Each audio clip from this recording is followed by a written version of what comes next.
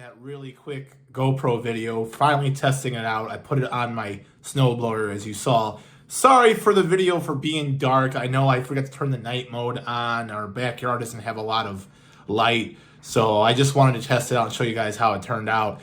It was all right with me. Got a little bit of snow on the lens there towards the end, but I'm going to use it more as the weather breaks and gets nicer. Use it for fishing and other stuff. I just recently purchased a kayak. I'm going to be doing a lot of kayak fishing this summer. I'm excited about that. So I'll post videos of that as well. This GoPro is going to do a lot of wonders for me, hopefully on my channel here.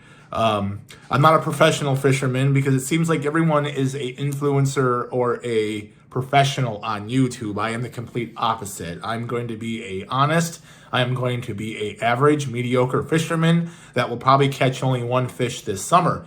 But just the scenery, different lakes I'll go to, different adventures I'll go to with the GoPro will probably catch your interest.